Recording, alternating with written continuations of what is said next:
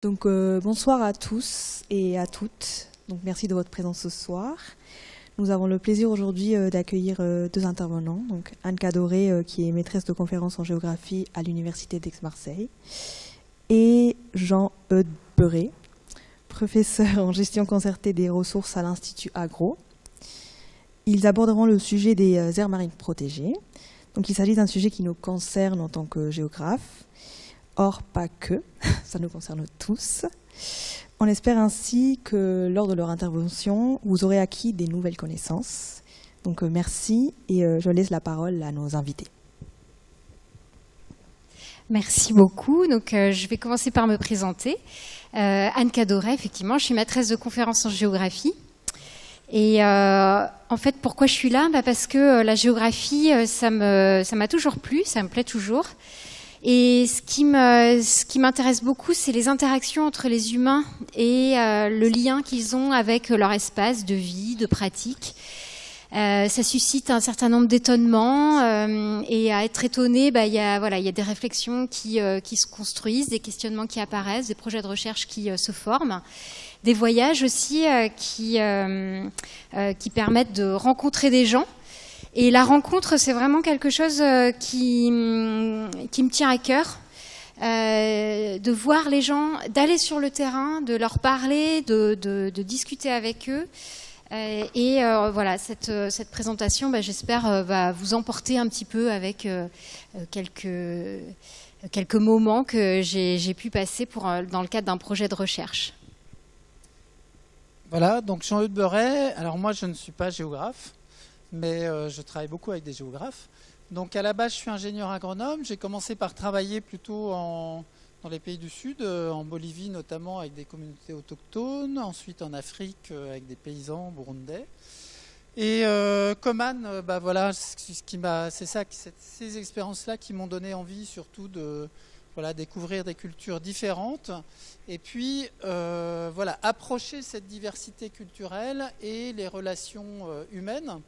Alors quand je suis rentré en France, j'en ai aussi retenu de cette expérience que le développement, c'est quand même pas très facile. Et je me suis dit que c'était intéressant que je me forme un peu plus en économie. Donc j'ai fait un doctorat d'économie.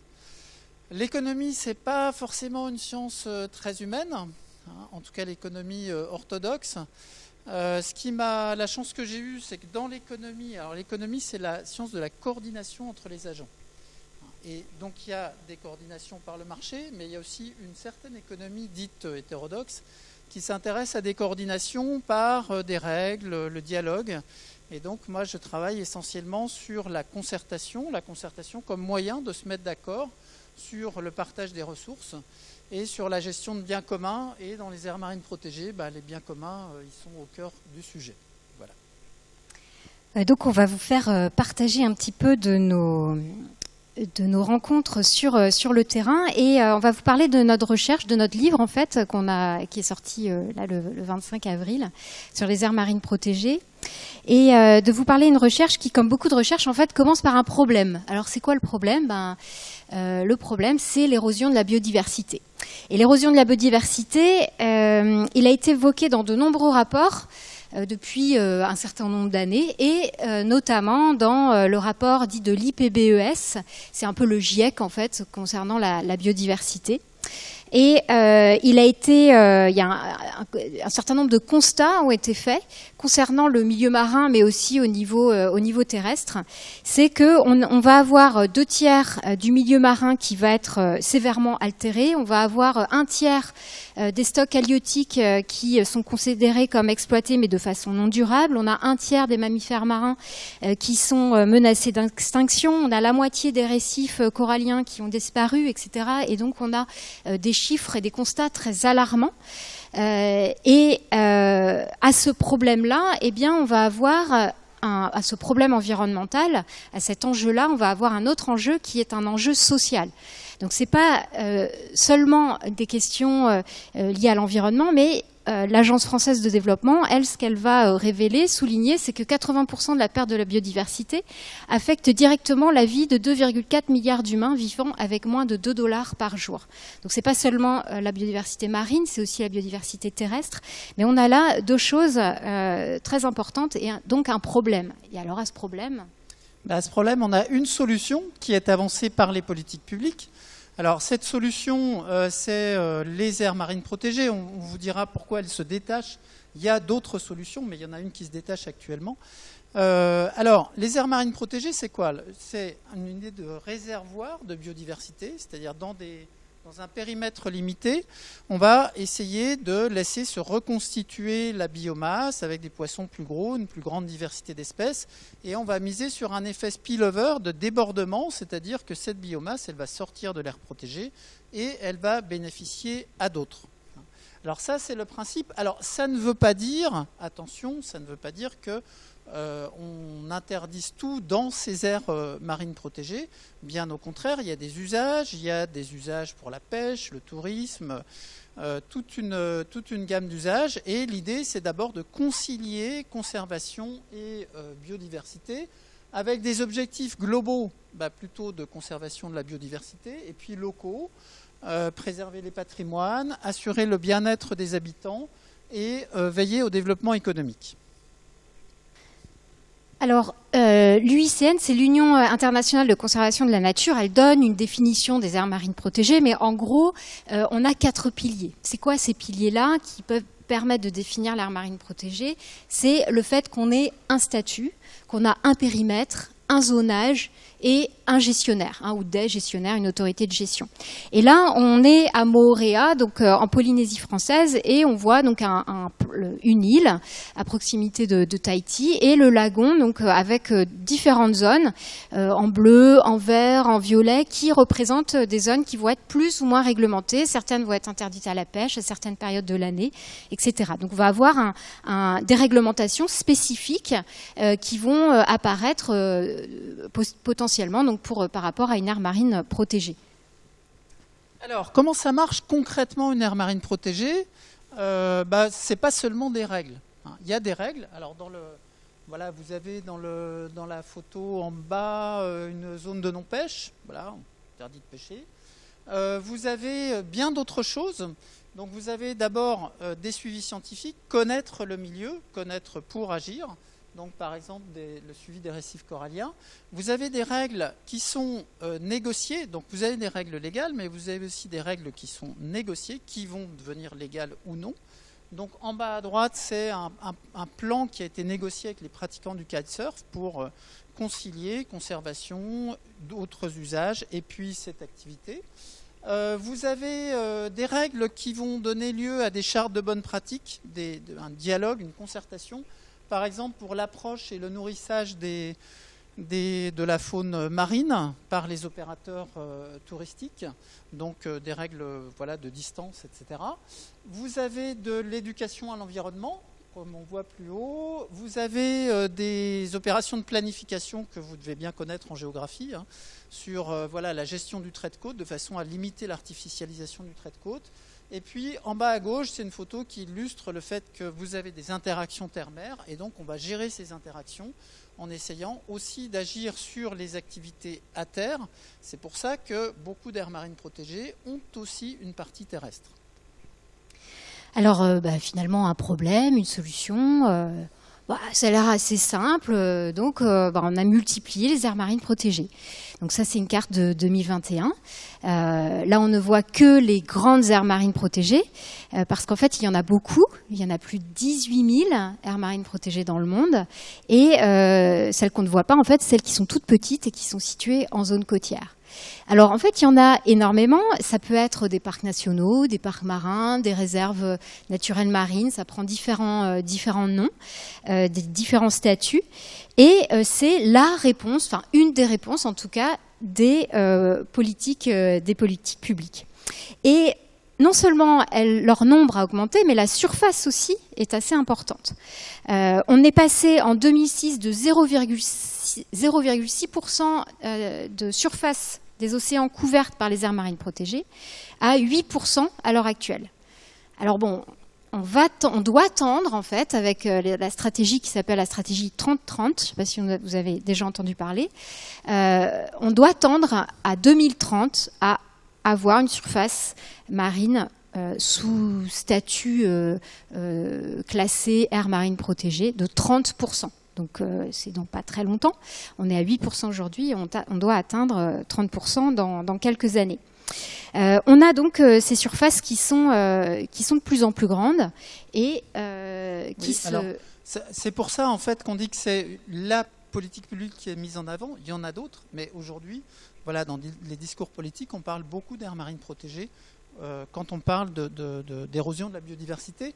Alors nous, simplement, on s'est intéressé plutôt à des aires marines protégées côtières. Pourquoi ? Parce que, comme on le voit sur cette carte, alors cette carte, on résume un peu, mais c'est un article récent qui localise un peu les zones à enjeu. Et plus c'est foncé dans le rouge, plus vous avez des zones à enjeu par rapport à la biodiversité, aussi par rapport à d'autres enjeux environnementaux. Et ce que l'on constate, c'est que les zones à enjeu, elles sont essentiellement côtières. Donc c'est la raison pour laquelle notre idée, c'est qu'il faut faire des aires marines protégées avant tout là où il y a des enjeux. Et donc, dans notre recherche, on s'est intéressé surtout à ces aires marines-là. Alors, on voudrait vous poser, s'arrêter juste un petit moment pour vous poser une question. Voilà, on vous a présenté ce que c'est que les aires marines protégées. On sait qu'il y a beaucoup de débats en ce moment sur ces aires. Et donc, on voulait vous inviter à voter sur une question. Alors, c'est assez binaire comme vote, mais... voilà, d'après ce que vous connaissez et entendez sur les aires marines protégées, sont-elles efficaces de votre point de vue pour protéger les océans ? Si vous pensez non, vous votez avec le rouge. Si vous pensez oui, vous votez avec le vert. Voilà. Allez-y. Avant d'avoir vu la conférence, donc. Vous pouvez... Alors, c'est binaire, donc en fait, voilà, faut faire un choix. Levez haut qu'on puisse voir, ok. Très bien. Donc, oui, il y a quand même une nette domination du rouge. Merci. Mais c'est quand même partagé. Donc, ce qu'on vous propose, voilà, on va revenir sur tout ça et puis on pourra en discuter après la présentation. Parce que ici, voilà, tout allait bien, un problème, une solution. Mais en fait, arrive un nouveau problème. C'est que de nombreuses personnes disent que ce n'est pas efficace. Et on a très récemment, donc je ne sais pas si vous avez eu l'occasion de le voir, des protestations assez vives, comme on atteste le documentaire de Bloom, qui est paru récemment. Mais c'est aussi des articles de presse, des aires marines classées, mais pas assez protégées. Les aires marines sont-elles vraiment protégées ? Seul le pourcentage était vraiment protégé. Donc il y a des gros doutes quand même sur l'efficacité de ces aires marines protégées qui sont relativement médiatisées. Alors, il y a quand même un consensus entre les scientifiques parce que on voit bien qu'il y a des difficultés. Voilà, on voit bien qu'il y a un problème par rapport à l'efficacité des aires marines protégées. Par contre, l'origine du problème, là, ça fait débat. Et entre les scientifiques, on n'est pas tous d'accord. Voilà. Alors, il y a en gros 3 positions pour dire voilà. Alors, c'est pas dire, c'est pas du tout efficace. C'est dire il y a des problèmes d'efficacité qui se posent. Ils sont liés à trois causes possibles. Un premier article nous dit c'est un problème de moyens. Et là-dessus, je pense qu'il y a un relatif consensus pour dire qu'on a des ambitions très élevées et on ne met pas du tout les moyens nécessaires. Après, vous avez 2 positions qui sont par contre un peu divergentes. L'une qui est de dire en fait le problème c'est que c'est pas assez réglementaire, et c'est des gens qui ont fait une étude de corrélation sur avec certaines données sur la biomasse dans des aires marines protégées et le degré de réglementation légale, et qui nous disent voilà, il faudrait que ce soit plus réglementaire. Et puis d'autres à l'inverse, la dernière position, c'est nous dire en fait non, le problème c'est de moins mettre l'accent sur le réglementaire, la contrainte et la punition, la sanction, et de plus mettre l'accent sur la participation, participation not penalties. Donc là aussi c'est des études de corrélation, mais voilà. Donc si vous réglementez, c'est beaucoup, c'est difficile de faire participer. Donc ces 2 positions sont un peu divergentes. Alors du coup, on s'est dit, on va aller voir, on va aller rencontrer des gens, on va mener une étude. On n'est pas les seuls, hein, il y a d'autres chercheurs qui sont allés dans des aires marines protégées faire avec des projets de recherche particuliers. Et voilà, pour y voir plus clair, on est parti dans 13 aires marines protégées. Situé donc en Méditerranée avec le parc national de Porquerolles, Zakynthos en Grèce, Tyr au Liban. On est allé en Asie avec trois aires marines protégées. Certaines sont beaucoup plus vastes que d'autres. Dans l'arc polynésien aussi, trois aires marines protégées, 3 aires marines protégées également en Amérique latine et une au Sénégal. Et en fait, l'idée, c'était d'avoir des critères communs pour que ces aires marines protégées, on puisse mener une analyse comparative, mais on les a pris dans des contextes très différents, des contextes, que ce soit le contexte social, politique, culturel, économique. On a fait exprès en fait d'avoir ces différents contrastes pour pouvoir voir qu'est-ce qui ressort, quelles sont les constantes, comment on peut comparer en fait ces aires marines protégées malgré ces contextes extrêmement variés. Alors, donc on est parti avec notre carnet d'observation pour faire de l'observation in situ. Vous connaissez ça, je pense, en tant que géographe. Avec un carnet d'interview pour faire des entretiens. On a fait plus de 200 entretiens en tout. Et puis les autres sources de données, ce sont de l'analyse documentaire. C'est-à-dire que sur chaque aire marine protégée, on a essayé de collecter le maximum de documents journalistiques, scientifiques, etc. Et on a aussi fait de l'observation non participante de temps de concertation. Ces temps de concertation, c'est des temps de consultation de la communauté, par exemple en Colombie, de discussion autour de conflits sur le mouillage, par exemple en Polynésie française. Voilà, des temps qu'on a eu la chance de voir dans la moitié des AMP étudiés. Alors, ce qu'il faut préciser, c'est que c'est une recherche qui se veut sensible. C'est un choix de notre part, c'est-à-dire que d'autres font des analyses comparatives, mais très souvent c'est basé sur de la bibliographie ou alors sur des études de cas réalisées par des personnes différentes. Là, le choix, c'est le choix d'une géographie sensible, c'est-à-dire on a vu tous les cas nous-mêmes avec la même sensibilité, de façon à écouter, entendre, voir et notamment comprendre, sentir les ambiances, le vécu des acteurs, l'indignation souvent et voilà, des choses qu'il est important pour nous de saisir directement. L'autre choix qui a été fait et qui est important, c'est qu'on a fait le choix de ne pas avoir d'introduction sur ces terrains. Alors c'est un choix lourd de conséquences pour nous parce que ça veut dire que on va rencontrer les acteurs sans introduction. Mais ça, c'est des choix qui ont été tirés de nos expériences antérieures. On a considéré que c'était important de ne pas être introduit par une autorité de façon à limiter les biais dans ce qu'on va nous dire. Alors, ce que nous vous proposons donc maintenant, c'est de revenir ensemble sur certains résultats et d'aller voir en fait avec différentes illustrations des cas d'études qu'on a observés. On ne va pas vous faire un catalogue aire marine protégée par aire marine protégée. Ce serait vite pas forcément lassant, mais voilà, là, c'est pas le choix qu'on a fait. Et l'idée, c'est de voir finalement qu'est-ce qui ressort de notre analyse. Est-ce que les AMP en fait sont ou ne sont pas parce que finalement, quand on entend que les aires marines protégées, dès qu'on n'interdit pas la pêche, elles sont pas efficaces, en fait, on s'aperçoit que c'est pas vrai. Dire que le fait qu'une aire marine protégée, à partir du moment où elle est classée, ça veut dire que l'espace est protégé, c'est faux. Voilà, on a un certain nombre de choses qui, dans notre analyse, ont été révélées. Et du coup, on va partir sur 4 illusions. Donc, la première illusion. Donc, la première illusion, voilà, l'idée, c'est de vous dire ce que c'est à partir de ce que ça n'est pas et de ces 4 illusions. La première, c'est ce qu'on appelle l'illusion statutaire. L'illusion statutaire, c'est assez simple, c'est de considérer qu'à partir du moment où un statut, on a un classement, eh bien, on a une protection.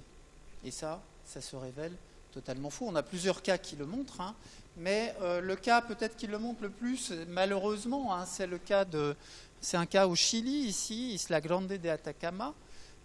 C'est une zone côtière qui borde, alors vous voyez au fond le désert, hein, il n'y a pas grand-chose. Par contre, en mer, il y a beaucoup d'activités de pêche, de collecte d'algues, et globalement, les gens vivent soit de la pêche, et puis quand la pêche va mal, plutôt de la mine, des activités minières. Voilà. Et puis, on a choisi, à un moment, il y a eu un projet plutôt porté par les Nations Unies de création de 5 aires marines protégées au Chili, et cette zone a été retenue. Et puis, on a classé, hein, on a établi le statut, et après, en fait, une fois qu'on a le statut, on rentre dans une démarche pour construire un plan de gestion, établir des règles, etc. Et là, il y a eu un financement pendant 5 ans qui a été fourni par les Nations Unies. On est rentré dans cette démarche avec beaucoup de gens qui sont investis. Il y a eu beaucoup d'accumulation de connaissances scientifiques. Il y a eu des plans de connaissances touristiques, etc., qui ont été faits. Mais en fait, au bout des 5 ans, en fait, on n'a jamais réussi à se mettre d'accord sur le plan de gestion et concrétiser un organe de gouvernance, définir qui participe, comment, etc. Et ça s'est arrêté. Et là, on est resté là-dessus avec un certain nombre de déceptions. Après, l'État a voulu relancer la démarche, mais là, ça fait un certain temps, plusieurs années, et en fait, on n'arrive pas à lancer cette opération. Alors, on vous donne cet exemple. Pourquoi ? Parce que ça montre bien qu'un statut, au lieu d'être un point d'arrivée, un statut d'aire marine protégée, au lieu de considérer ça comme on a un statut, voilà, on a franchi une ligne d'arrivée, non, c'est un point de départ. C'est-à-dire le statut, c'est un point de départ d'une trajectoire, d'un chemin qui va être long et qui va aboutir. Voilà, un statut, c'est une ressource activable en gros. Hein, c'est vous en faites quelque chose ou vous n'arrivez pas à en faire quelque chose. Alors, sur un autre exemple, rien à voir, qui est tout à fait actif, là, c'est le parc de Port-Cros. On vous donne cet exemple parce que c'est l'opposé. Le parc de Port-Cros, voilà, il a été créé en 1963. C'est le premier parc national marin d'Europe, il me semble. Voilà. Et en fait, c'est un parc qui a un statut, qui a une activité, qui a une équipe, mais qui ne s'est pas arrêté à un moment donné. C'est aussi l'illustration même d'une trajectoire, c'est-à-dire que le parc il est en constante évolution, il est constamment mis en cause par certaines personnes d'ailleurs, hein, ce n'est pas un long fleuve tranquille, mais on est sur un chemin qui dure depuis 60 ans aujourd'hui, et ça fait 60 ans qu'on construit, qu'on continue à construire quelque chose. Donc un statut, ça n'est juste qu'un point de départ pour un processus de construction. Donc un statut de parc national, de réserve de biosphère, de réserve marine, etc. Deuxième illusion, en fait, c'est ce qu'on a appelé l'illusion surfacique.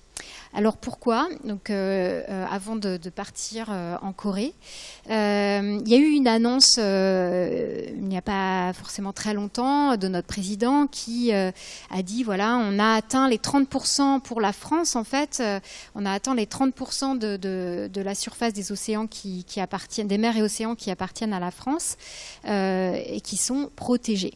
Parce qu'il y a les TAF, les terres antarctiques australes françaises, qui sont la deuxième plus grande aire marine protégée. Donc c'est énorme. Donc là, en fait, ce qui veut dire, c'est que c'est classé, donc c'est protégé. Mais en fait, ça va dépendre de beaucoup de choses, puisque s'il n'y a personne pour la gérer, ou peu, ou qu'un petit espace, là, on n'est pas sur la même surface, dite protégée. Alors, on va prendre le cas du parc marin Taean, donc qui est situé en Corée. Ça s'appelle le parc des plages en fait. Vous avez Séoul qui est un petit peu plus au nord-est, et donc à l'ouest de Séoul, vous avez ce parc des plages. Et ce que vous voyez en vert, en fait, c'est la fine étroite bande côtière qui fait partie du parc marin. Et cet espace beaucoup plus vaste en mer, c'est aussi le parc marin. Mais finalement, ce qui est géré, c'est seulement cette fine bande étroite côtière. Donc il y a des usages de tourisme, beaucoup de tourisme de contemplation, des aménagements particuliers qui sont faits, mais il y a aussi de la pêche sur cette bande étroite. Par contre, tout ce qui est lié à la mer, en fait, l'autorité gestionnaire, les gestionnaires de ce parc marin, ils n'ont pas de prérogative pour travailler sur les habitats marins. Ça, c'est le ministère des Pêches. Donc, en fait, on a un parc marin, mais finalement, ce qui est géré, c'est la fine bande étroite côtière. Alors, en fait, il faudrait distinguer finalement en termes de surface protégée, une surface protégée dite active, celle où on a vraiment des actions de gestion, et une surface protégée qui serait passive. Alors, ça voudrait dire quoi, une surface protégée passive? En fait, une surface protégée passive, je vais prendre un autre cas qui est le cas de la réserve de biosphère de Mannar, qui est située donc au sud-est de l'Inde, à proximité du Sri Lanka. Et là, on a une réserve de biosphère, donc on a plusieurs types d'activités, de la pêche artisanale, de la pêche au chalut, de collecteuses d'algues également. Et puis, c'est un lieu extrêmement visité par les Indiens parce que c'est un lieu de pèlerinage. Et cette réserve de biosphère, elle a bénéficié pendant plus de 10 ans des financements de l'État, des financements d'ONG internationales. Et puis au bout de 10 ans, ça s'est beaucoup épuisé, jusqu'à finalement ce qui est plus grand chose qui se fait. Et donc on n'a pas de protection active sur cet espace. Ça, ce sont les bâtiments qu'on a, qui avant étaient actifs pendant qu'il y avait, au moment où il y avait des financements, et qui aujourd'hui sont complètement désertés. Et on a, il y a plus d'action. Donc on peut pas dire que ce soit une aire marine protégée, très efficace dans un certain sens. Par contre, il se trouve que, c'est pour ça qu'on vous a mis cette carte-là. Donc on est au sud, si vous voyez le petit carton en haut, on est au sud-est de l'Inde. Et vous avez donc le Sri Lanka qui est ici, et un projet de canal, un projet de creusement de canal. Pourquoi? Pour faire passer les gros bateaux, pour éviter que le trafic maritime contourne le Sri Lanka. En gros, pour que ça aille plus vite. Mais pour creuser en fait ce canal, il faut passer par soit les terres, soit une partie en fait de l'aire marine protégée. Et ce projet est toujours dans les cartons, il n'a toujours pas été construit. Et pourquoi? Parce qu'il y a un argument qui est de dire on peut pas, il y a une aire protégée. Donc en fait, il n'y a pas d'action, il n'y a plus d'action aujourd'hui sur cette aire marine protégée, ou extrêmement peu. Mais par contre, il y a une protection passive parce que le canal ne peut pas se construire, il ne s'est pas construit. Alors finalement, si on veut chiffrer vraiment la surface qui est protégée, il faudrait prendre en compte 2 dimensions. Un niveau qui est une surface qui va être protégée et qui va être une surface active, et prendre en compte également une surface passive qui finalement déborde un petit peu même des limites de l'aire marine protégée, ce qu'on a essayé de représenter sur le schéma que vous voyez à l'écran. Voilà, donc ça c'est une proposition très concrète, de distinguer une zone sous protection active, une zone sous protection passive. Et c'est important parce qu'il y a une surenchère quantitative actuellement où on considère l'ensemble des surfaces classées.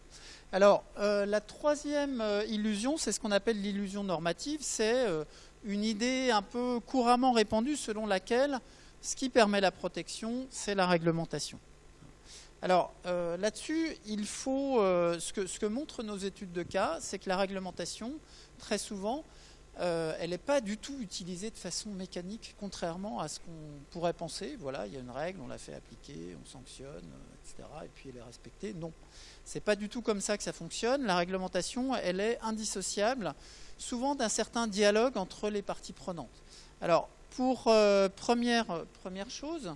En fait, on s'aperçoit, y compris dans un parc qui a un pouvoir réglementaire comme Port-Cros, que la réglementation, elle sert avant tout, non pas à sanctionner, mais à dialoguer. C'est-à-dire que l'immense majorité des infractions ne donnent pas lieu à des sanctions, mais donnent lieu à un dialogue avec les infractants. On leur explique, on les informe, c'est de la sensibilisation, et ça permet de faire connaître et de faire respecter les règles beaucoup plus par le dialogue que par la sanction. Ça, c'est très important.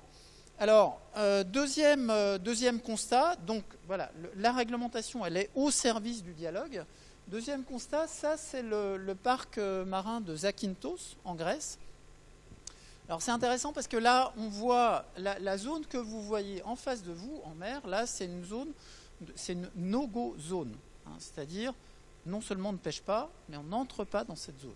Pourquoi ? Parce que cette plage que vous voyez, c'est une plage, l'un des principaux sites de nidification de tortues en Europe. Et en même temps, malheureusement, on peut dire, mais c'est un site qui a été choisi par des tour opérateurs pour construire de toutes pièces une station balnéaire qui s'appelle Laganas, qui est un tourisme débordant, on va dire. Alors, il y a, voilà, par rapport à ça, le parc, pour protéger les tortues, il doit essayer de trouver des compromis avec ses opérateurs touristiques. Alors, il les trouve, par exemple, en donnant des règles ici, où vous voyez que les parasols, ils respectent une limite très très claire. Donc, il y a les tortues d'un côté et les touristes de l'autre. Voilà. Et puis là, vous avez la no-go zone. Par contre, alors ce qu'on observe quand on va voir, c'est qu'effectivement, il y a des règles qui sont strictement respectées et il y a des règles qui ne le sont pas. Alors, ça peut être surprenant. On peut se dire, voilà, pourquoi, comment, etc. Alors, c'est ce qu'on appelle, ce que certains travaux scientifiques appellent le laisser-faire pragmatique. C'est-à-dire que finalement, on va appliquer une certaine tolérance. Donc, la tolérance, là, c'est interdit de mouiller sur cette plage. On voit que, voilà, les gens mouillent, les bateaux. Donc, on applique une certaine tolérance là. Et c'est une contrepartie pour obtenir le respect strict de règles sur lesquelles il y a des vrais enjeux écologiques. Donc on hiérarchise les règles et puis on utilise la règle comme un support de dialogue et quelque part de négociation pour veiller au respect des enjeux les plus essentiels. Alors, troisième constat, les règles, de fait, celles qui sont respectées, elles le sont surtout parce que, généralement, elles ont été construites avec les parties prenantes. Là, c'est l'exemple de Port-Cros. On revient sur un territoire qui n'est pas très loin d'ici, mais et c'est ce qu'on appelle, ce qui a été un groupe qui s'appelle le groupe ADOC, qui a été créé en 2005. On est en 2024, ce groupe, il existe toujours. Et ce groupe, eh bien, il va là, vous avez des pêcheurs professionnels, des pêcheurs plaisanciers, des gens du parc, etc. Et il a réussi à créer ce qu'ils appellent une zone ressource. La zone ressource est une zone de non-pêche qui est dédiée, voilà, qui porte un nom plus positif qu'une zone de non-pêche. Mais l'idée, c'est d'avoir une zone de reconstitution de la biodiversité qui soit respectée, et elle est respectée parce qu'il y a eu vraiment une co-construction de cette zone avec un accord entre toutes les parties. Donc là, c'est le dialogue qui permet effectivement l'effectivité de la règle. Alors, ça c'est un peu pareil, cette fois-ci, on retourne dans le golfe de Mannar, en Inde. Vous voyez qu'il y a deux types de pêche qui sont très très différentes. Ici, une pêche artisanale, parfois du bord, embarquée. Et puis, il y a un projet indo-norvégien qui a développé de la pêche industrielle au chalut et qui est avec beaucoup de chalutiers. Et tout ça a provoqué une chute de la ressource qui a mis en danger toutes les pêches. Et ces deux catégories de pêcheurs se sont entendus sur un accord. Donc, il y a dans la semaine 4 jours qui sont dédiés à la pêche artisanale, dans laquelle il n'y a pas de chalutage. Pendant lesquels il n'y a pas de chalutage, et 3 jours qui sont dédiés à la pêche industrielle. Donc on s'est partagé, et ça c'est un accord qui n'a pas de base légale, mais c'est un accord qui a été obtenu par la concertation entre les deux parties, et donc qui est respecté. Et ça c'est très important, dans les aires marines protégées, on travaille beaucoup là-dessus, ça demande beaucoup de travail, beaucoup de patience, et donc, attention, ce n'est pas seulement la réglementation légale qui va faire la force de la protection. Alors, autre illusion, quatrième illusion, c'est le fait qu'on ait une autorité, un organe qui décide, qui centralise les décisions pour agir et qui serait nécessaire quand on construit une aire marine protégée. Quand on parle du parc national des Calanques, voilà, vous avez une autorité de gestion qui est spécifique à ce parc national. Eh bien, en fait, on a vu dans plusieurs cas que c'était pas forcément si nécessaire que ça, et on a vu des choses assez qui finalement fonctionnent assez bien. Donc là, on part au Sénégal, dans le delta du Saloum, où on a un vaste espace de mangroves avec plusieurs îles, de la pêche artisanale, également un tourisme un peu balbutiant, et puis dans les années 80, une réserve de biosphère qui englobe un parc national qui est lui beaucoup plus sur une surface un petit peu plus petite. Et là aussi, dans le cadre de cette réserve de biosphère, eh bien, des financements finalement qui n'ont pas été à la hauteur de toutes les actions et de toutes les ambitions. Qui se sont accompagnés de frictions, on va dire de mauvaises ententes entre ceux qui étaient censés gérer cette réserve de biosphère et l'État sénégalais. Bon, et au final, il n'y avait pas d'autorité de gestion. Mais il se trouve qu'au Sénégal a été créé des réserves communautaires et des aires marines protégées communautaires. Et finalement, au sein de cette réserve de biosphère, se sont créées plusieurs aires marines protégées communautaires, donc qui vont faire de l'écotourisme, qui vont mettre en place un certain nombre de choses pour permettre un développement local à destination de pêcheurs pour aider ces communautés. Ce statut, en fait, ces différentes aires marines protégées communautaires, finalement, elles fonctionnent comme un espèce de puzzle.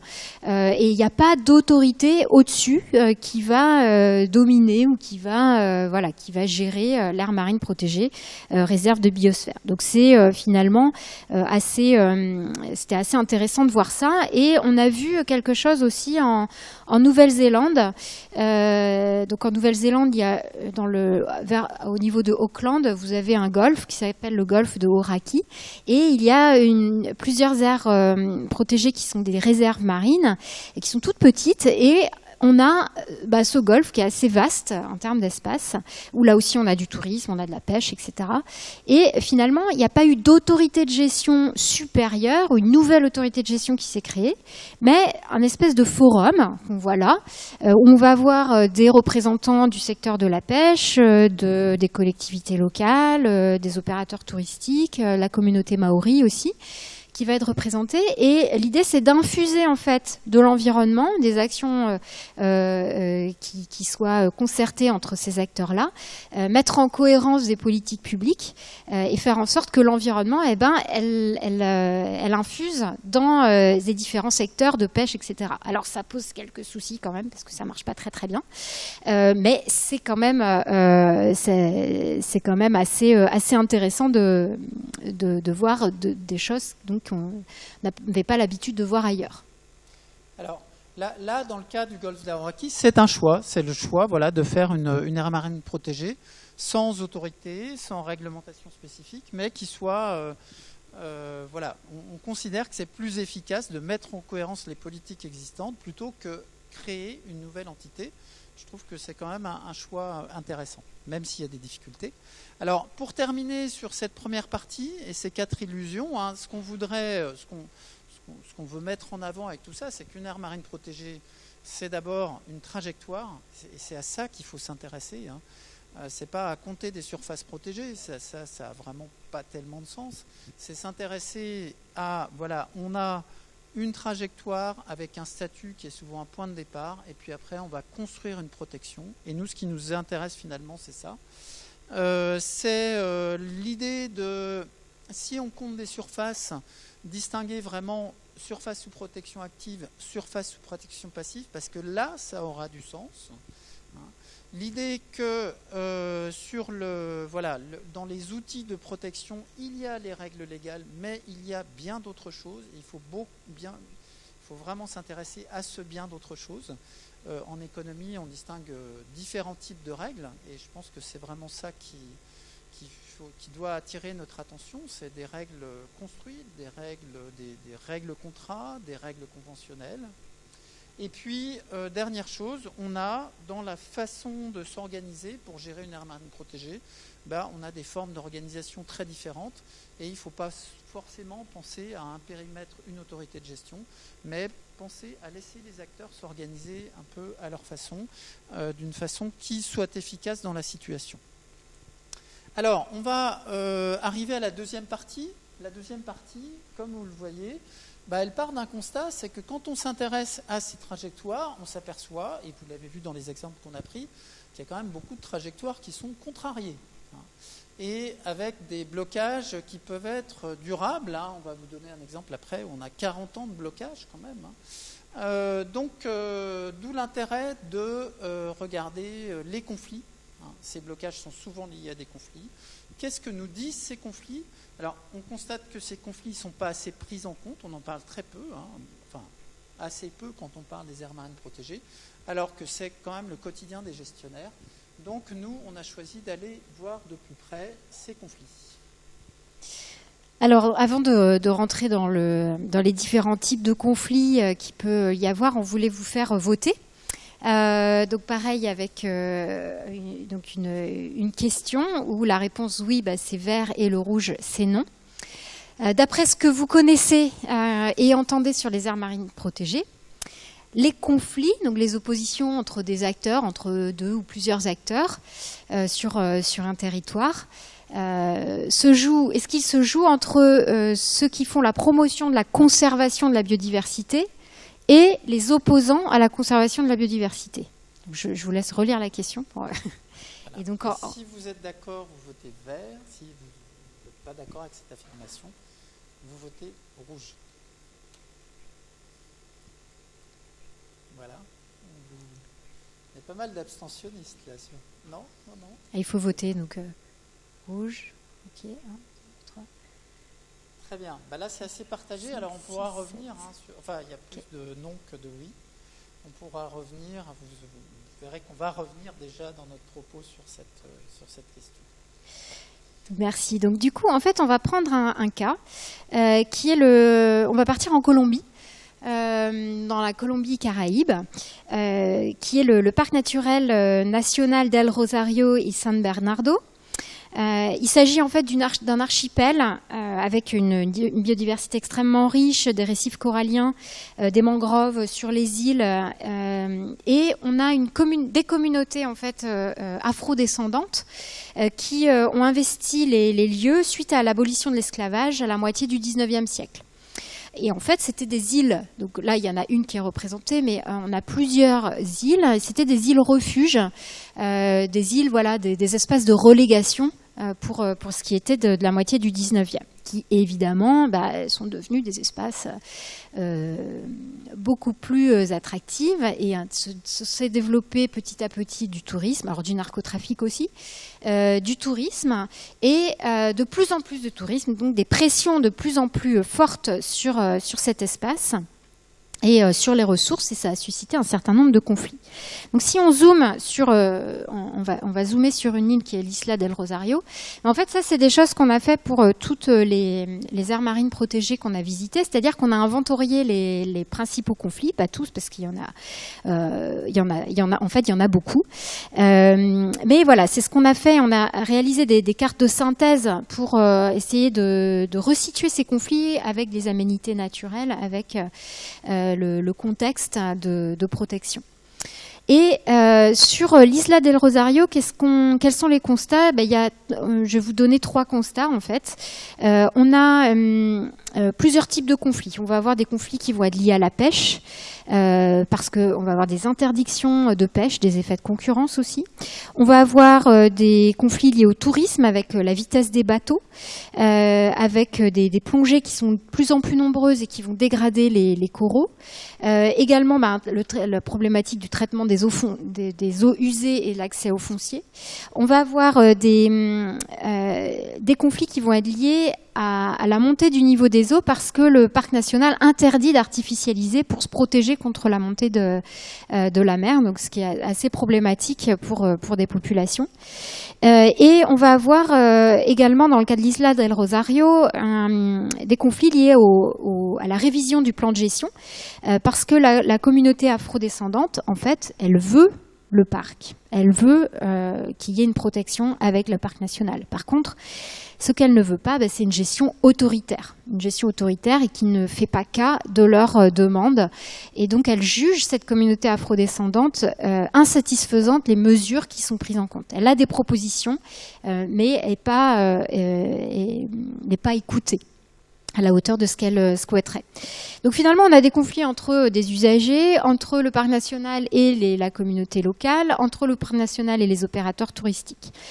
Deuxième constat, c'est qu'on a des conflits qui sont au sein du périmètre du parc national, et puis il y a aussi des conflits en fait qui vont résonner, des situations extérieures au parc national qui vont renforcer des conflits à l'intérieur du parc. C'est-à-dire, en Colombie, vous avez un grand canal en fait qui traverse tout le pays et qui draine un certain nombre de polluants, de sédiments qui vont être rejetés dans la mer à forte proximité de ce parc national. Et on a une zone extrêmement polluée et des pêcheurs à qui on interdit de pêcher parce que apparemment ça ne convient pas par rapport à l'exploitation des ressources. En fait, ils voient l'océan et les fonds marins se dégrader à cause d'une pollution liée à ce canal et à d'autres types d'acteurs qui sont beaucoup plus puissants. Donc là, il y a un sentiment d'injustice qui va renforcer des conflits et une méfiance envers le parc national. Et ça, c'est assez, de ce qu'on a vu, c'était vraiment violent. Donc des incompréhensions. Et troisième constat, alors oui, par rapport à ce canal, en fait, pourquoi finalement l'aire marine protégée n'agit pas alors qu'il y a un espace qui est particulièrement pollué? C'est tout simplement parce qu'elle n'a pas la capacité, elle n'a pas les prérogatives pour pouvoir agir sur les pollutions. Par contre, elle a des prérogatives pour pouvoir agir sur les pêcheurs qui pêchent dans son espace protégé. Donc un problème de cohérence, là encore, des politiques publiques. Et dernier constat, on a des conflits qui vont être d'intensité très variée dans les aires marines protégées, avec des conflits qui peuvent être très violents. Dans le cas de ce parc naturel national, il y a eu des tirs par l'armée, c'est l'armée qui gère ce parc national, et du braconnage lié à une situation de braconnage, et puis des locaux du parc qui ont été qui ont été incendiés. Donc ça peut être des conflits assez violents. Alors ce qu'on voit en fait en Colombie, finalement, on le voit partout, pas forcément avec la même intensité, et on le voit tout au long de l'aire marine protégée, où on va finalement avoir des conflits qui vont être là dès l'émergence du projet. Parfois l'aire marine protégée va permettre de réguler certains conflits, c'était le cas au Liban. On va avoir des conflits lors du statut, quel statut on va choisir, est-ce que c'est un parc national, est-ce que c'est une réserve, pour la mise en place du plan de gestion, lors de la mise en œuvre, lors de la révision. En fait, il y en a tout le temps, des conflits. Et ça, c'est important justement à prendre en compte pour une des conclusions qu'on aura. Alors, ces conflits, s'ils ne sont pas traités, ça peut donner lieu à une paralysie absolument totale. Ça, c'est le cas du Brésil. Alors, vous voyez un paysage magnifique, où apparemment il n'y aurait personne. C'est ce que les promoteurs de l'aire marine protégée ont cru ou ont voulu croire. Et en fait, il y a des gens.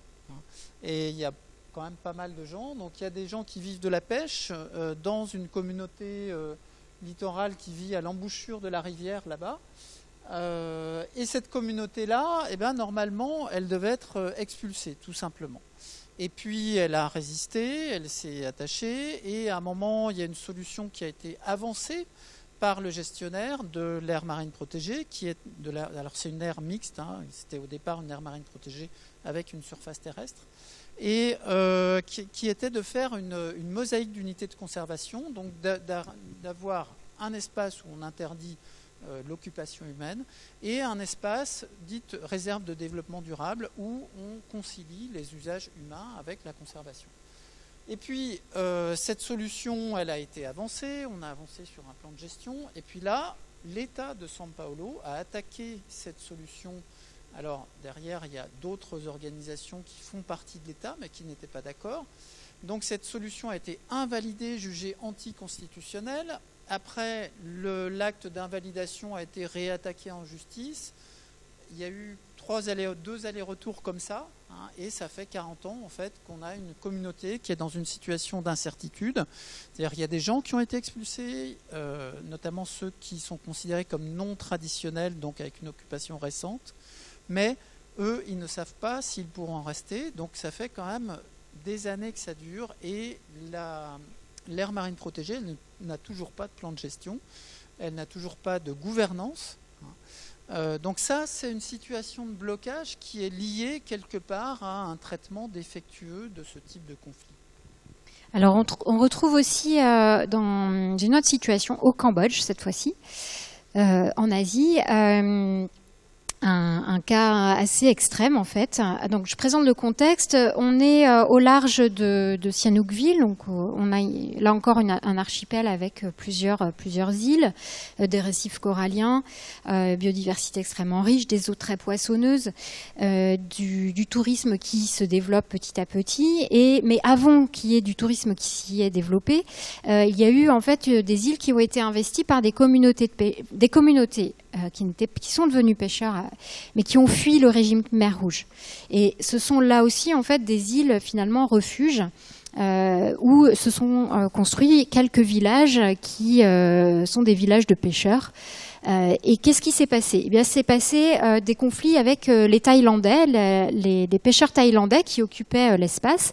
Et de ce conflit-là, finalement, est née une initiative qui a réuni le ministère des Pêches du Cambodge, une organisation internationale, Fauna and Flora International, et qui ont fait participer la communauté de pêcheurs, qui ont construit, et là on le voit, des zonages. Donc sur la carte, vous avez plusieurs types de zonages, des zones où on ne peut pas pêcher. Ce zonage, il a été vraiment construit avec la communauté de pêcheurs qui, finalement, est devenue aussi, pour certains, des brigades de surveillance, qui ont formé des brigades de surveillance indemnisées par l'aire marine protégée. Jusqu'ici, tout va bien, c'est super. Mais le problème, c'est que l'État, en fait, a vendu en concession l'île. Donc c'est ce que vous voyez ici, a vendu en concession l'île à une multinationale qui a pour projet de faire un grand complexe hôtelier sur toute l'île. Donc c'est une île-forêt où entre les villages, en fait, on accédait par voie maritime. Et aujourd'hui, vous voyez la déforestation. Si vous allez sur Google Earth, si vous voyez les différentes années, vous voyez l'évolution dramatique de la déforestation sur cette île. Un projet donc qui vise à construire du tourisme qui est plutôt tourisme haut de gamme, alors qu'avant on était plutôt sur du tourisme backpackers et plutôt lié plutôt au tourisme routard. Là on est sur un autre type de tourisme, des golfs, comme on le voit sur la carte là-bas, un aéroport au centre de l'île. Tout ça, ce sont c'est en train de se construire. Et à cette situation, en fait, on a un parc marin qui a été créé non pas par le ministère des Pêches, mais par le ministère de l'Environnement, qui concerne donc la zone maritime, sans tenir compte du tout de l'aire marine protégée, qui s'appelait une aire marine protégée de gestion de la pêche, donc ce que je vous ai montré, qui a été construit avec les pêcheurs. Et là, on a un parc marin qui nie en fait toute la dynamique engagée et qui finalement va tuer l'aire marine protégée qui était née d'une initiative participative. Donc là, des grands problèmes en fait qui se posent. Résultat, c'est la mise en échec d'une aire marine protégée par une autre, qui sert en fait d'alibi à un grand projet immobilier touristique. Et c'est ce que des Néo-Zélandais qu'on a rencontrés ont nommé un conflit poli. C'est-à-dire qu'en fait, c'est poli parce qu'il n'y a pas de violence directe, Mais il y a des choses qui se font au niveau des ministères, au niveau des services, etc. Et en fait, sur le territoire en lui-même, il y a des choses des situations de conflit, mais qui sont pas, qui restent quand même très discrètes. Et le problème, c'est que à force d'étouffer les conflits, ça peut exploser à un moment donné. Donc, si on ne les explicite pas, ces conflits-là, ça peut donner lieu à des choses qui peuvent être dramatiques. Pour juste, ce que j'ai pas dit tout à l'heure, c'est que ce projet en fait touristique va occasionner le déplacement des villages de pêcheurs sur une seule zone sans accès à la mer. Donc voilà, on a des enjeux là qui sont plus que des enjeux environnementaux. Voilà, alors finalement, de l'analyse de ces conflits, je pense nous, on ressort deux choses qui, là aussi, permettent de revenir sur certaines idées reçues. La première, c'est que, globalement, ces conflits, ils n'opposent pas, alors c'est un peu la réponse à la question qu'on vous a posée, mais ils n'opposent pas des promoteurs de la conservation à des opposants à la conservation, contrairement à ce qu'on dit souvent. Ce ne sont pas des opposants à la conservation, c'est des gens qui ne comprennent pas la façon dont se fait cette conservation et qui veulent la faire autrement. Dans tous les exemples qu'on a donnés, il n'y a pas d'opposants à la conservation, il y a des opposants à la façon de faire la conservation. Et là, ça doit nous amener à réfléchir sur comment on fait cette conservation. Deuxième constat, eh bien, il y a beaucoup de conflits, et les conflits les plus bloquants, ce sont des conflits interinstitutionnels. Et ce ne sont pas des conflits entre des groupes d'acteurs, ce n'est pas des conflits d'usage, comme on les étudie le plus souvent, c'est des conflits entre institutions, et là, dans le cas du Cambodge, effectivement, on arrive à un cas extrême où une initiative d'aire marine protégée va en tuer une autre alors qu'elle fonctionne. Alors, on va finir cette partie sur les conflits par une note plus positive, parce qu'il y a des choses positives dans les conflits. Et cette note positive, c'est de dire, en fait, les conflits, lorsqu'ils sont explicités, non pas étouffés, lorsqu'ils sont traités, eh bien, on peut en faire quelque chose, et on arrive à en faire quelque chose de très positif. Alors, on va vous donner l'exemple, cette fois-ci, de Rapa Nui. Donc, Rapa Nui, on en distingue quelques-uns sur une photo, mais pas beaucoup les Moai, l'île de Pâques. Voilà. Donc c'est une communauté autochtone qui a commencé par s'opposer radicalement, très radicalement, à un projet de parc marin, un parc marin qui a été créé, mais sans son accord, dans un espace qu'elle estime être le sien. Et ce parc, il n'existe pas dans les faits. Donc il y a un statut, il est comptabilisé dans les surfaces, mais il n'existe pas. Et comme nous ont dit nos interlocuteurs à Rapa Nui, ils nous ont dit finalement ça a été le boom de la conservation à Rapa Nui, c'est-à-dire ce parc, on n'en a pas voulu, mais du coup on s'est investi dans comment veut-on faire de la conservation. Donc le peuple Rapa Nui est parti dans des projets assez divers. Donc ça n'a pas été un long fleuve tranquille. Il y a ceux qui voulaient un parc marin, ceux qui voulaient une aire marine protégée multi-usage. Ils se sont opposés. Il y a ceux qui voulaient tout simplement pas d'aire marine protégée, certains, qui disaient voilà, c'est notre maison, on la gère à notre façon et puis on n'a pas besoin de ça.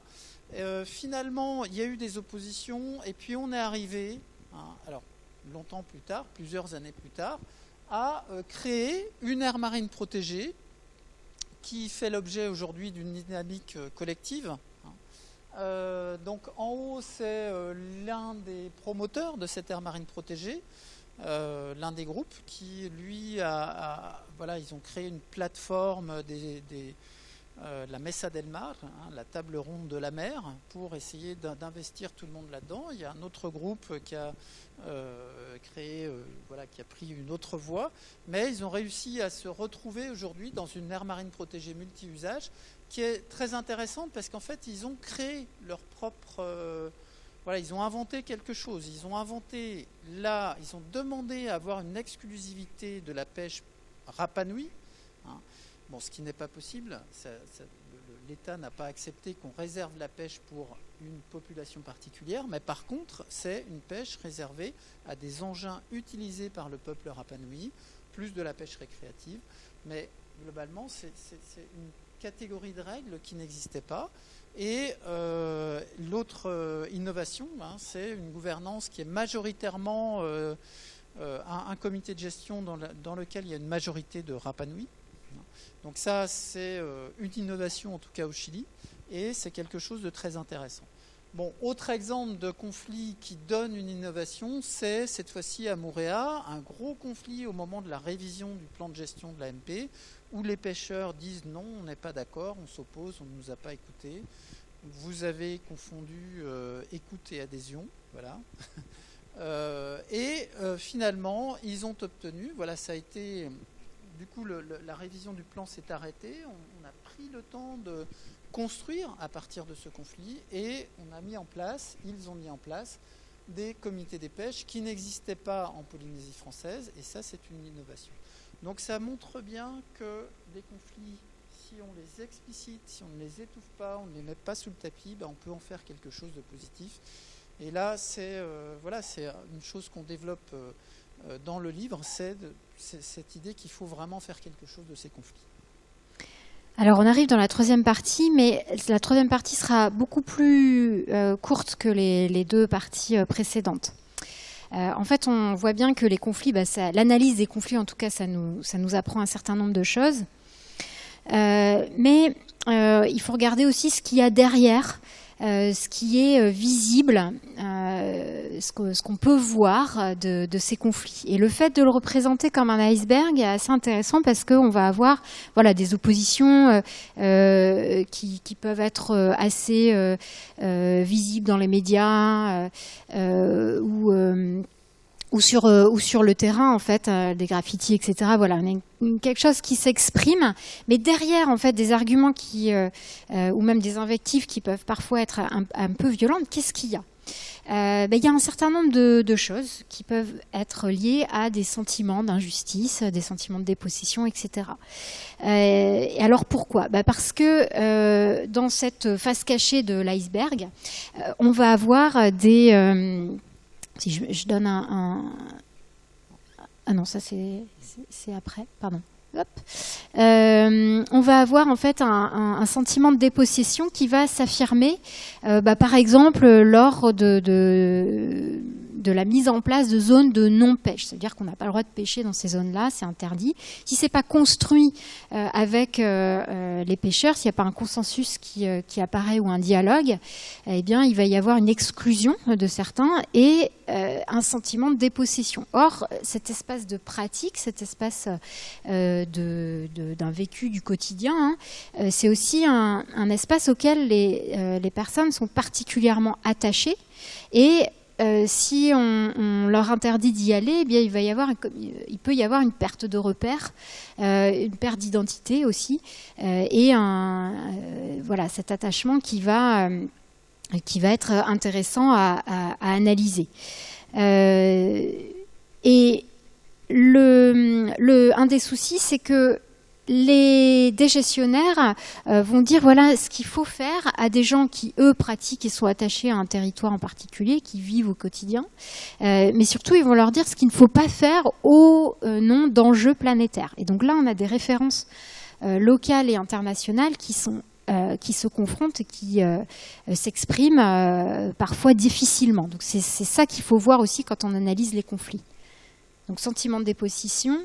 Voilà, alors ce sentiment de dépossession, bon, comme le disait Anne, il n'est pas exprimé publiquement. C'est ça qui est intéressant dans tous ces... Pourquoi on parle de sentiments, c'est que c'est des choses qui ne sont pas exprimées en réunion. On ne va pas dire, attendez, mais moi je suis attaché à... Parce que, par contre, on va beaucoup le dire en entretien ou dans des sphères familiales, d'amis, etc. Bon, les anthropologues connaissent très bien ça. Mais nous, c'est ce qu'on nous a vraiment rapporté en entretien. Un autre sentiment qu'on nous a rapporté, c'est de dire, nous, on ne reconnaît pas notre connaissance du territoire. Nous, on a une connaissance. Alors, ça va jusqu'à dire, voilà, cet espace-là, c'est l'espace où j'ai grandi, j'ai appris une relation avec la nature. C'est l'espace où j'élève mes enfants. Et là, on me coupe de cet espace. Ça devient l'espace de tout le monde. Donc là, ça rejoint le sentiment de dépossession. Et ça devient un espace, c'est l'espace où j'ai une connaissance particulière. On ne reconnaît pas cette connaissance. Alors pour donner un petit exemple, on nous a rapporté, voilà, les chercheurs on dit qu'il fallait ménager les poissons mangeurs d'algues. Alors, en réunion, un pêcheur lève le doigt et donne la liste des poissons à ne pas pêcher à certaines périodes. Et la personne nous dit, mais on s'est protégé, on ne voit pas où est le problème. Quel est l'homme le plus stupide qui va pêcher au même endroit pendant 15 ans ? Alors, qu'est-ce qui se cache derrière ça ? C'est de dire, finalement, on ne reconnaît pas notre connaissance de la mer. Connaissance, donc savoir, ce qu'on appelle les savoirs écologiques traditionnels, les savoirs d'expérience aussi. Et on ne reconnaît pas nos pratiques de gestion, ménagement de cet espace et de ses ressources. Autre sentiment en fait aussi qui n'est pas exprimé publiquement mais qu'on a ressenti, qu'on a entendu, c'est le sentiment d'injustice par rapport à la protection de l'environnement. C'est comme s'il y avait un effort différencié à la protection de l'environnement. Des touristes peuvent faire un certain nombre de choses, des multinationales peuvent faire un certain nombre de choses, et nous, habitants, eh bien, on est sanctionnés, on est contraints. C'est pas juste. On fait un effort beaucoup plus important. Donc ça, ce sont des sentiments d'injustice qui vont renforcer finalement certains conflits, qui vont renforcer aussi parfois une méfiance envers l'autorité de gestion. Et c'est une des sources de grande incompréhension en fait avec un modèle implicite d'aire marine protégée. Voilà, alors à travers nous, ce qui nous a intéressé, c'est qu'en fait, tous ces sentiments, on les observe de façon récurrente, que ce soit dans des contextes pourtant culturels et géographiques qui sont très différents. Et en fait, ce que l'on voit apparaître derrière ça, c'est quelque part la contestation d'un modèle de conservation qui s'oppose à des références locales. Alors par exemple, en termes de rapport à la nature, c'est quelqu'un qui nous dit, mais en fait, pourquoi vous faites des AMP là où il y a beaucoup de poissons ? Pourquoi ne pas les faire là où il y en a peu ? Alors pourquoi il nous dit ça ?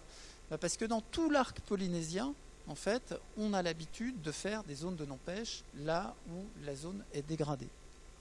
Et dans la logique du modèle des AMP, faire une AMP, c'est faire des aires marines protégées là où on a une richesse en biodiversité. C'est exactement l'inverse.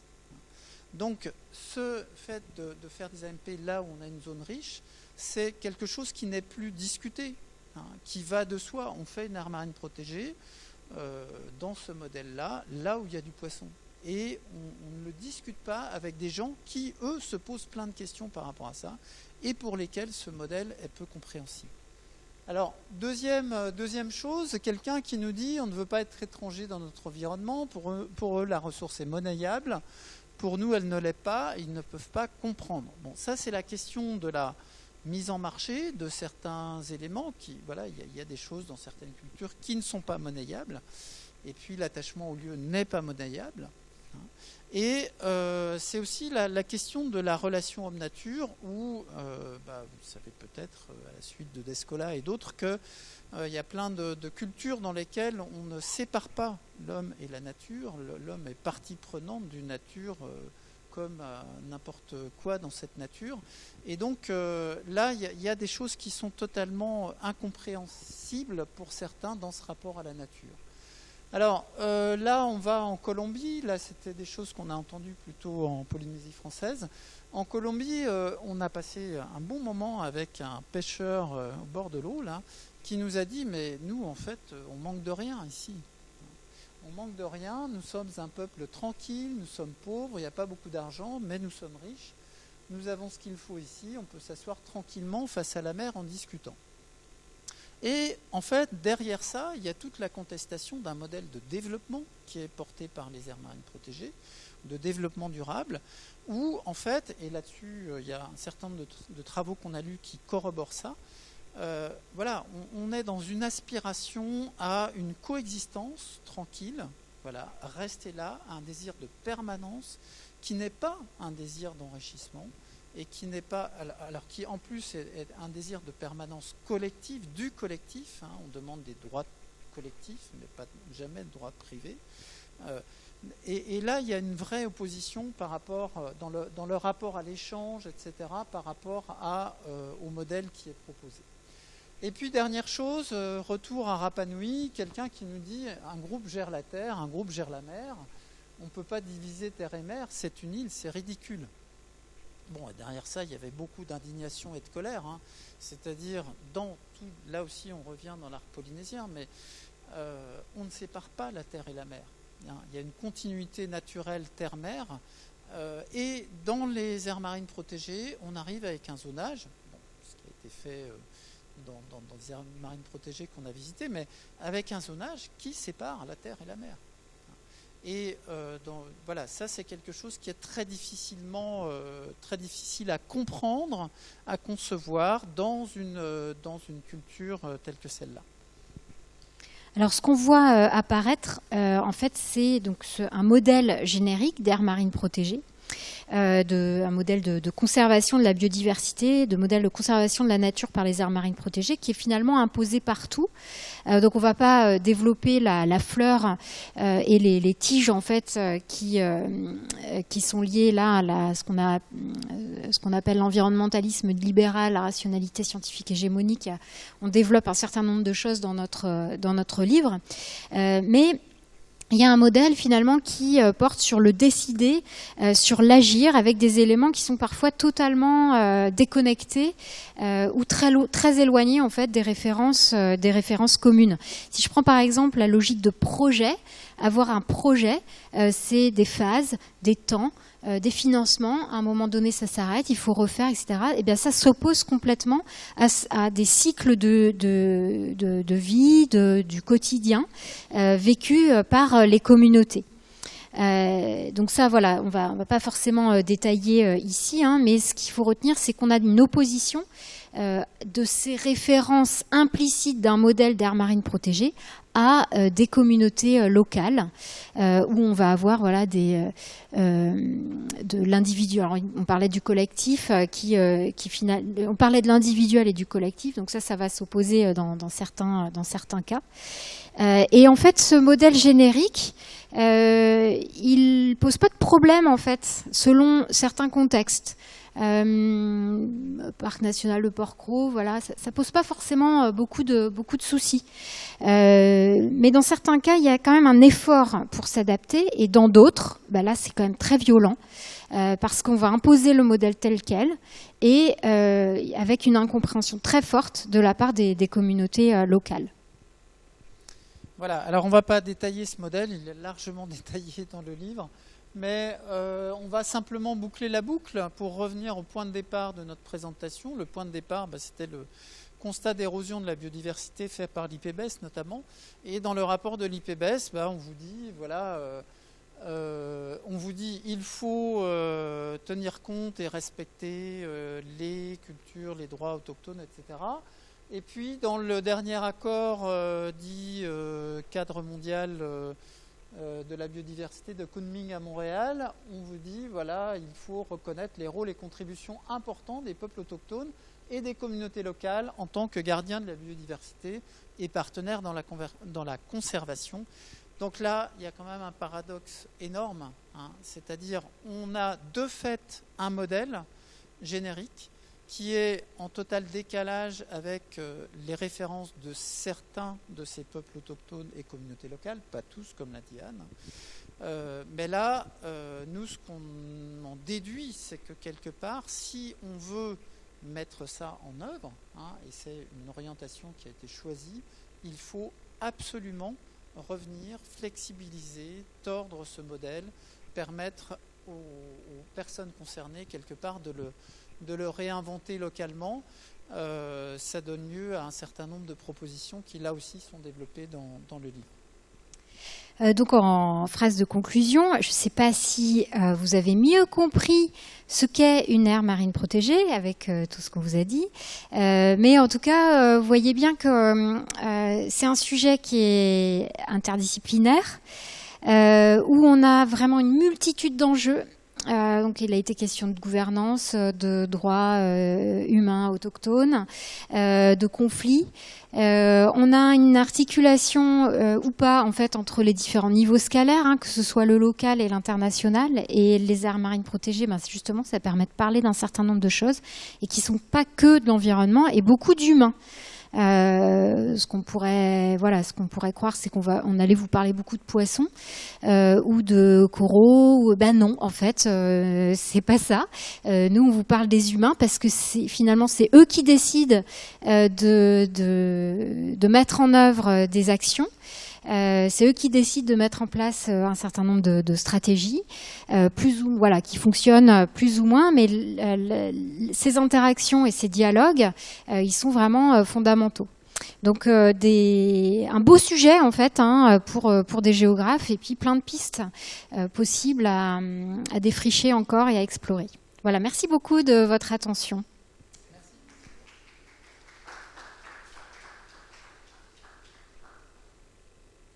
Donc, si vous avez des questions ou des voilà.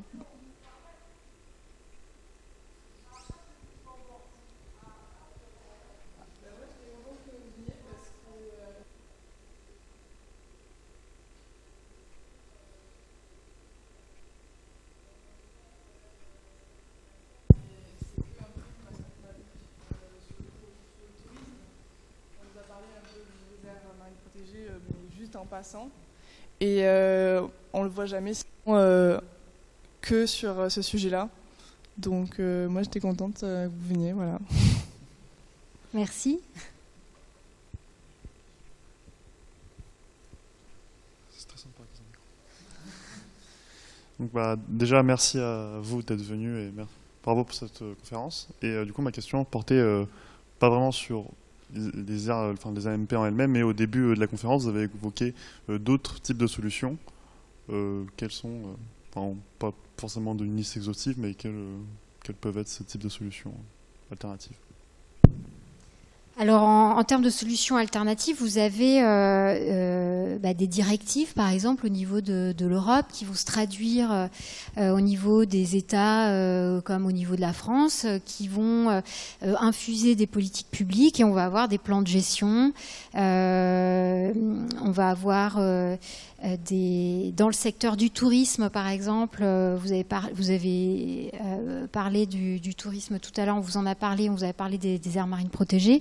Dans le secteur du tourisme, vous allez avoir des choses qui vont être, par exemple, tournées plus vers des stratégies d'écotourisme, même si parfois c'est un peu un alibi.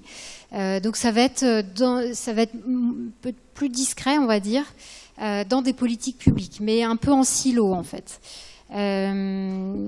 D'autres exemples, alors pour la pêche là c'est quand même plus compliqué, hein. Là ça infuse pas trop là au niveau de la pêche, mais bon, pas me faire des copains.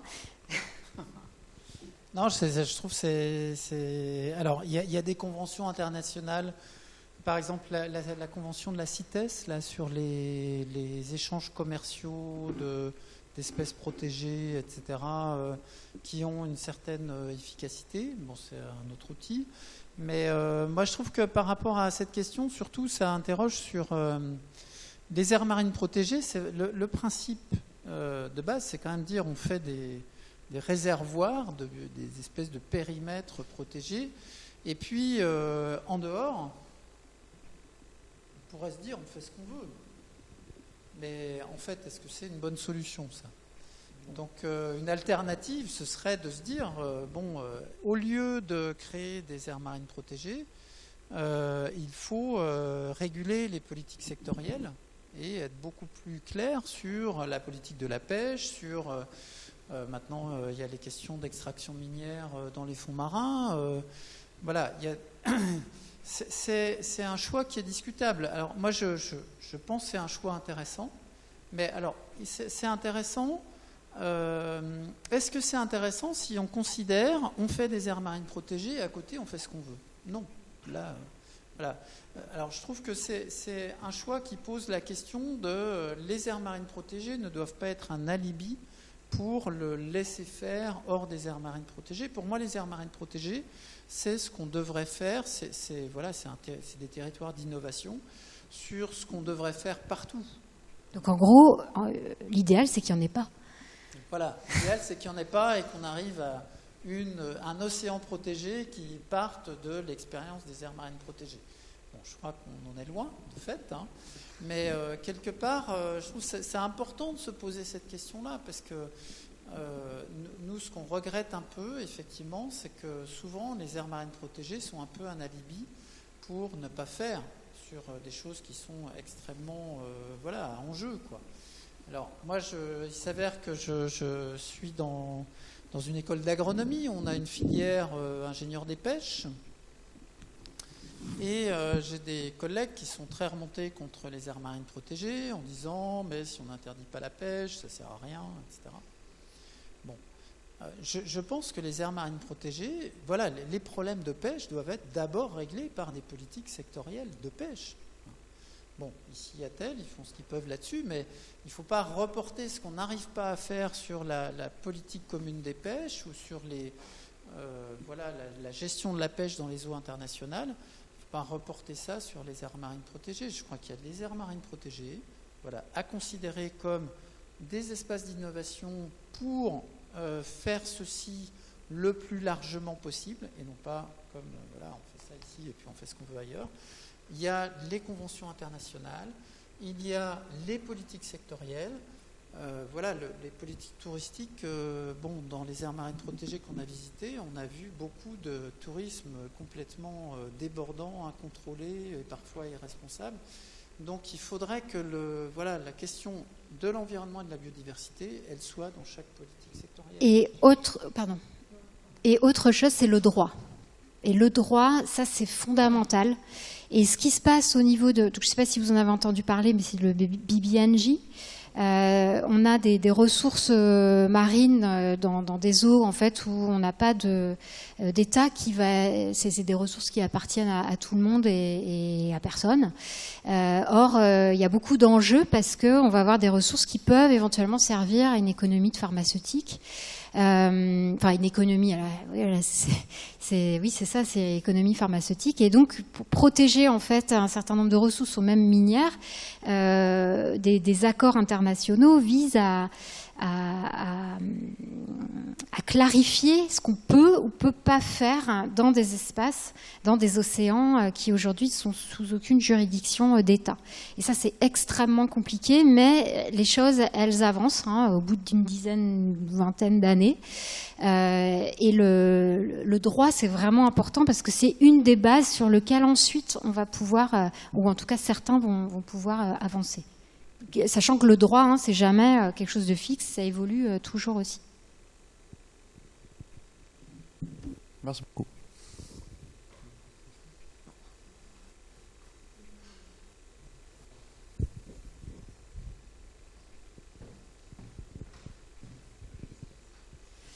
Alors, moi aussi, je suis d'accord avec ce qui a été dit. Enfin, merci beaucoup. Et c'est vrai que c'est ultra intéressant aussi parce que je trouve que le côté social, c'est un côté qu'on oublie souvent de traiter.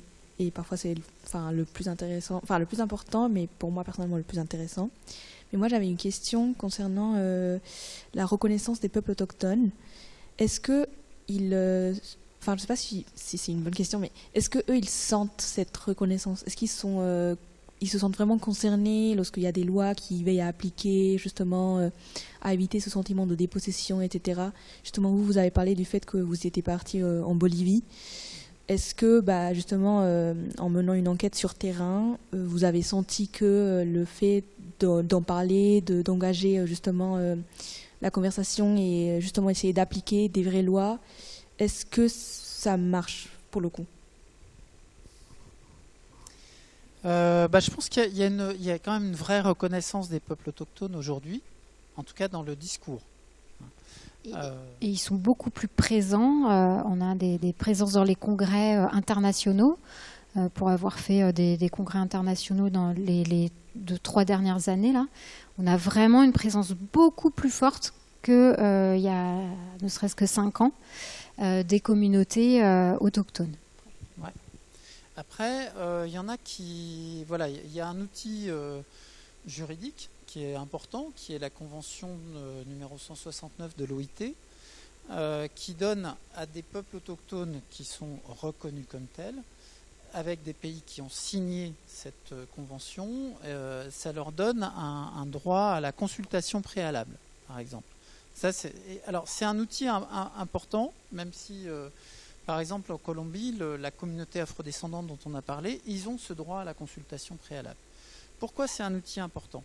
Parce que, en fait, ils peuvent s'en saisir. Ils s'en saisissent dans le cas présent avec deux personnes originaires de la communauté qui sont formées comme avocats.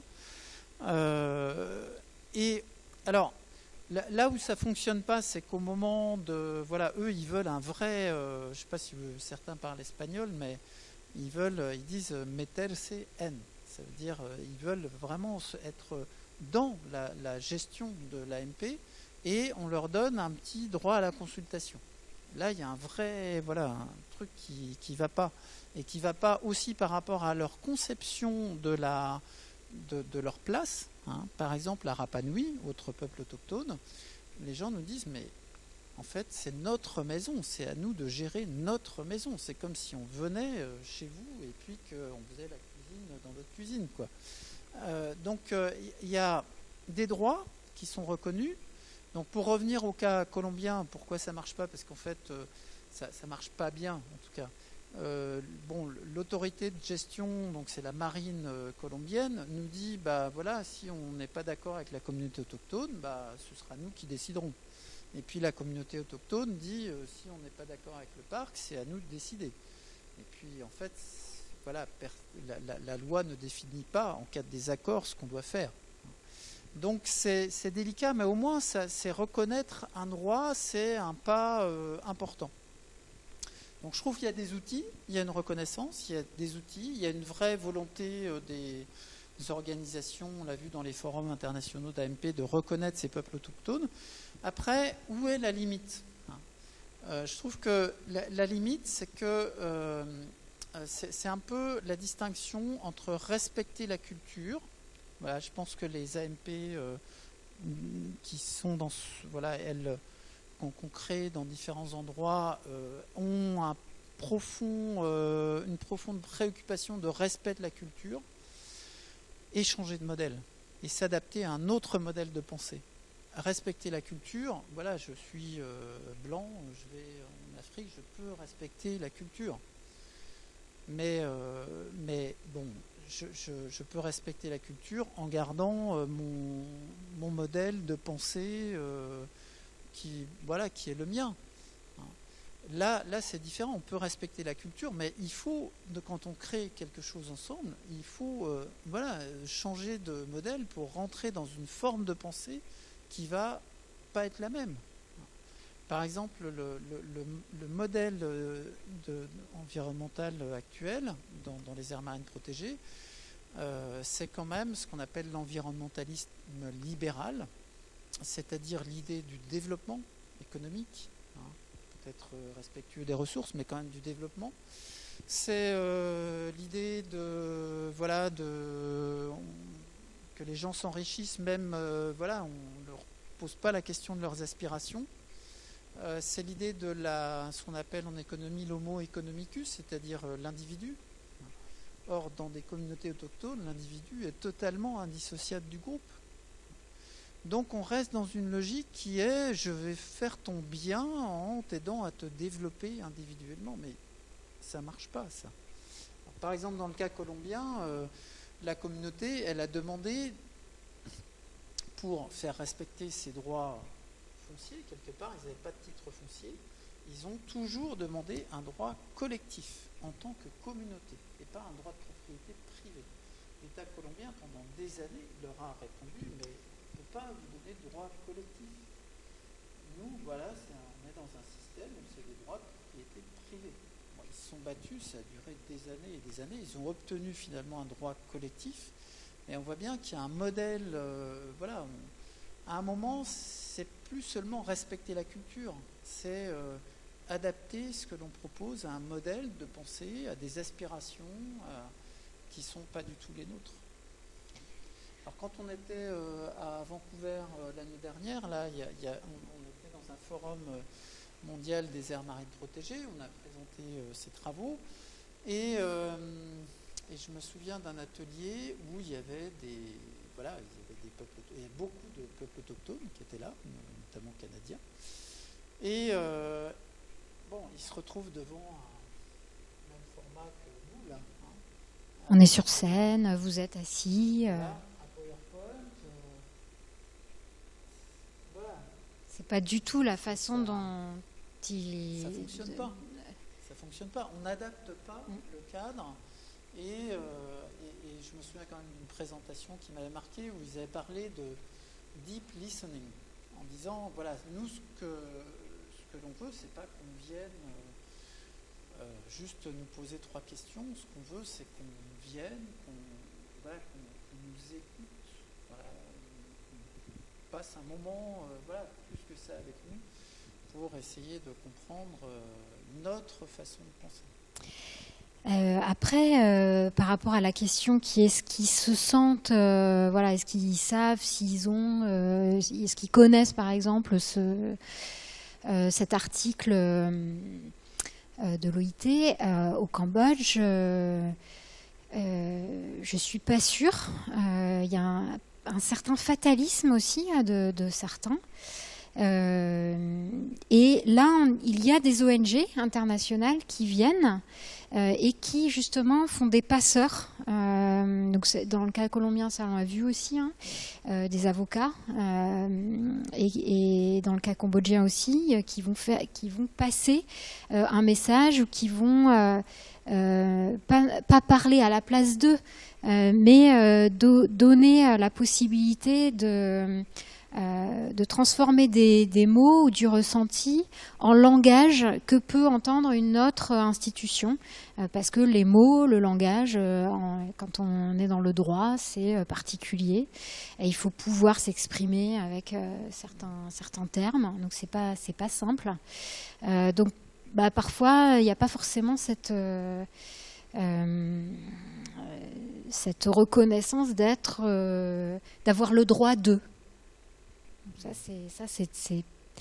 C'était assez, je sais pas comment dire, c'était assez difficile en fait aussi quand nous on a été dans certains sites et des passeurs, des gestionnaires en fait sur un territoire qui a expliqué ses difficultés de gérer un espace par rapport à des populations qui étaient censées être expulsé et qui a pleuré en fait devant nous en nous expliquant que c'était hyper difficile, que c'était plus que difficile en fait, même pas besoin forcément d'exprimer par des mots, de faire ce passage-là entre des populations qu'on va expulser, qu'on n'écoute pas, et des institutions qui, elles, vont avoir un certain pouvoir. Alors c'est pas le cas partout des aires marines protégées. C'est vrai que c'est des questions qui nous ont beaucoup étonnés. On s'attendait pas en fait à avoir cette question des droits, de la reconnaissance des droits. Et l'aire marine protégée, c'est un outil de reconnaissance des droits humains. Et ça, c'est vraiment important. Parce qu'en reconnaissant des peuples autochtones, donc c'est encore le cas de la Colombie, si dans le plan de révision, ils ont réussi à faire passer un certain nombre s'ils arrivent à faire passer un certain nombre de choses, c'est un gain aussi pour eux, pas seulement pour l'aire marine protégée, mais pour le peuple autochtone. Donc ça va beaucoup plus loin en fait que la protection d'un espace en particulier. Et ça, c'était beau à voir. Le fait que l'AMP, c'est plus qu'un outil de gestion en fait, beaucoup plus que ça. Je pense que dans cette question des peuples autochtones qui nous a passionnés, vous voyez bien, parce qu'on pourrait en parler des heures, mais il y a des choses aussi qui nous ont choqués. C'est vrai, tu parlais de... Voilà, on sent une vraie... c'est pas des questions... je trouve que c'est là où, quand on parle de géographie sensible, voilà, quand on écoute, quand on voit, c'est pas la même chose que rester derrière un ordinateur à faire des modèles. Hein. Donc je pense que c'est très important de voir ça. Moi, finalement, une chose qui m'a vraiment choqué, je peux vous dire, c'est finalement une expérience récente où on était dans une commission dont je ne citerai pas le nom,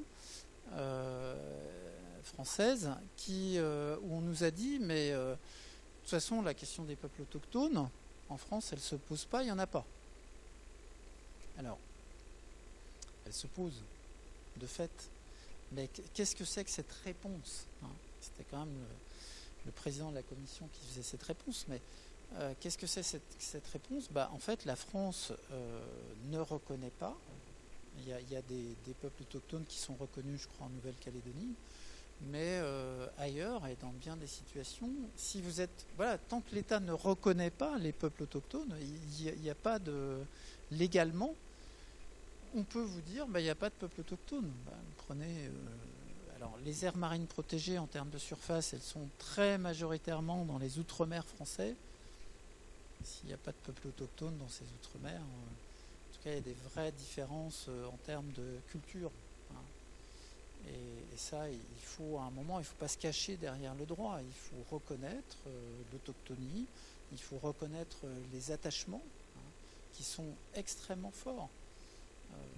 Je me souviens en Polynésie, une personne qui nous disait, voilà, on a créé, dans l'aire marine protégée de Mooréa, en fait, on a créé une zone de non-pêche juste en face du principal village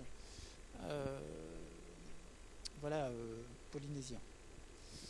Et elle nous dit, mais nous, on nous dit, va pêcher, voilà, il suffit que tu prennes ton vélo, tu vas faire 3 km et tu pourras aller pêcher ailleurs.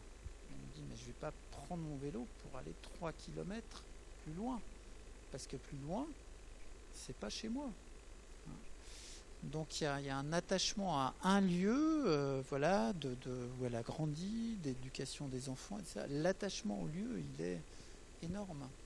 Et je pense que c'est tout ça qu'il faut arriver à reconnaître, au-delà de, voilà, ne pas se cacher derrière des non-définitions légales.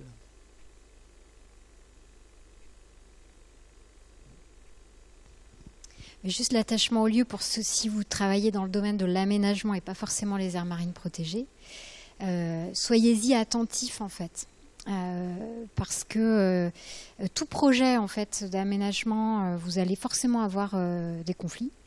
Et donc, faire un état des lieux de ces conflits-là, et essayer d'aller voir plus loin. Ok, on a ça, mais qu'est-ce que ça veut dire en fait du territoire? C'est quoi l'attachement qu'il y a derrière? Voilà, moi c'est ce que je vous invite à faire en tant que géographe, c'est à continuer d'être curieux, vous poser des questions et à vous intéresser à des choses un peu sensibles qu'on a peut-être moins l'habitude de vous transmettre.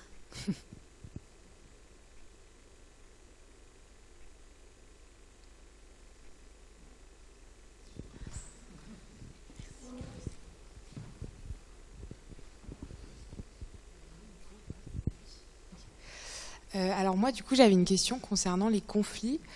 Donc vous nous avez dit que c'est pas parce qu'une aire est classée qu'elle est protégée, si j'ai bien compris.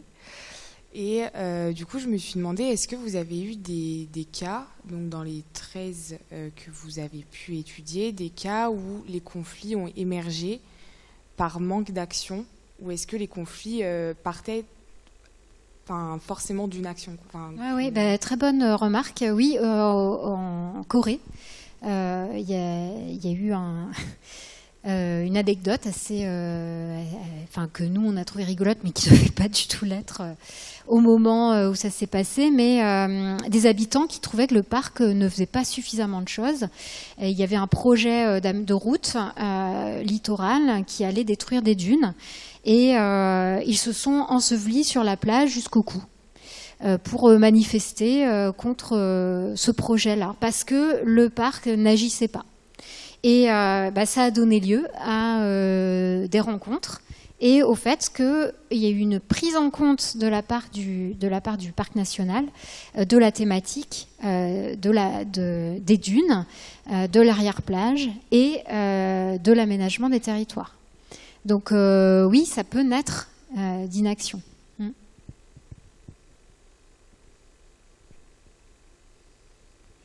Je pense que quelque part, dans certaines aires marines protégées, vous êtes toujours un peu entre ceux qui pensent que vous en faites trop et ceux qui pensent que vous en faites pas assez.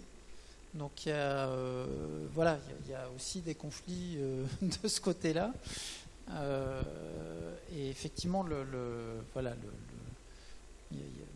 fait de dire le parc ne fait pas suffisamment, etc. Après, je pense qu'un gestionnaire d'aires marines protégées, s'il a beaucoup de fait une fonction un peu de dialogue, négociation, et puis trouver un curseur entre des demandes contradictoires.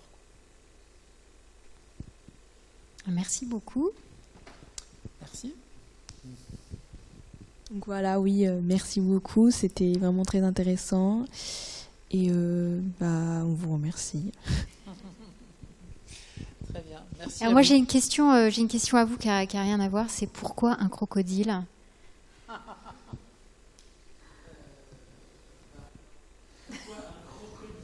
C'est bien un crocodile?